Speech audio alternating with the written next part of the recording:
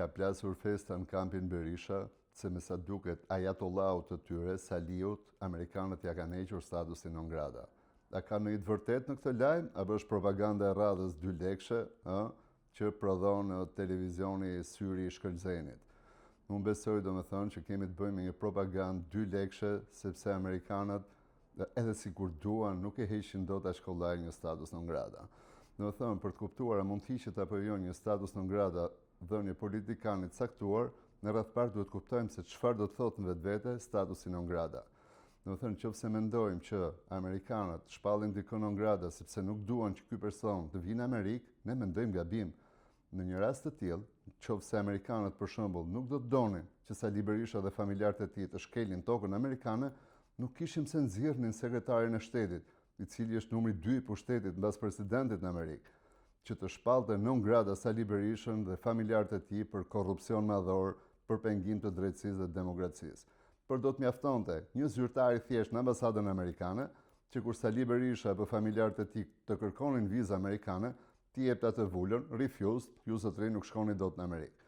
Do të thënë, ne duhet kuptojmë se shpallja non grata është një akt politik, ku sekretari i shtetit, me gjithë peshën politike që ai përvajson, del dhe i thot botës që ky njeri është non grata bashkë me motivacionin përkatës, që në rastin e zotit Berisha është përfshirja në korrupsion madhor, pengimi i drejtësisë dhe i demokracisë. Tani a mundet që Amerikanët të bëjnë hapa pas mbasi kanë shpallur dikon non grata? Teorikisht po. Praktikisht nuk ka asnjë rast në planetin Tokë deri sot që Amerikanët të kenë shpallur dikon non grata dhe pastaj të jenë tërhequr. Ndaj Amerikanët janë shumë të kujdesshëm që përpara se të shpallin një njeri non grata, të bëjnë gjitha llogaritë që të mos duhet nesër të bëjnë hapa pas, sepse kjo ju ul seriozitetin e tyre si shtet.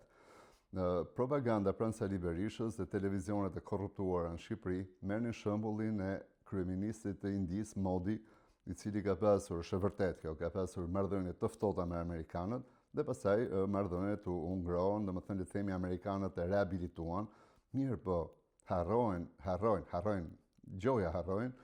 të përmendin faktin se Modi asnjëherë nuk është shpallur verbalisht non grata nga ndonjë sekretar amerikan shteti.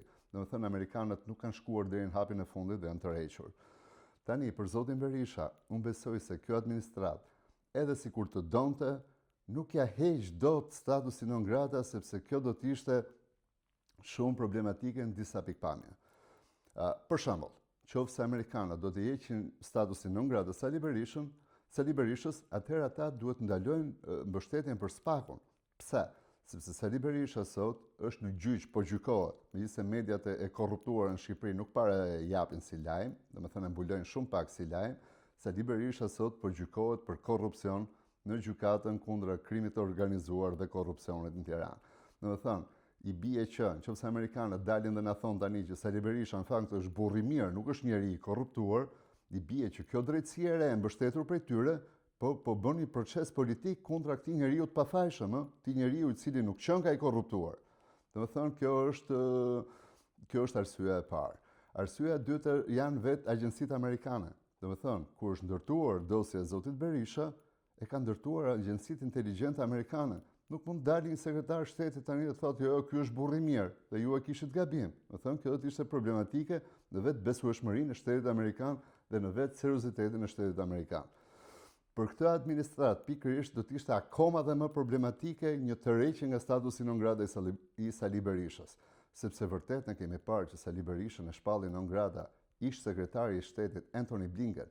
Mirë po, shenjat diplomatike janë që amerikanët ja kishin vënë vizën Sali Berishës që përpara se të vinin të majtët në pushtet, që në administratën e parë Trump, kur dërguan në Tiranë ambasadoren Yuri Kim, e cila ndryshe siç thot propaganda 2 lekshe e Sali Berishës, nuk ishte emëruar nga Sorosi, po ishte emëruar pikërisht nga presidenti Trump, e votuar nga një kongres me shumicë republikane, e cila ku erdhi në Tiranë ishte e para ambasadore amerikane që nuk e takoi kurrë Sali Berishën.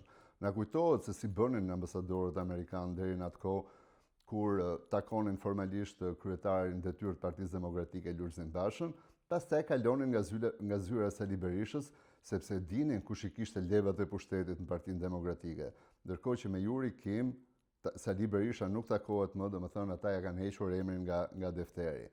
Ndaj për të gjitha këto arsye, amerikanët nuk mund t'ja heqin non gratën Sali Berishës. Sali Berisha do të vdesë si një politikan non grata, familjarët e tij gjithashtu.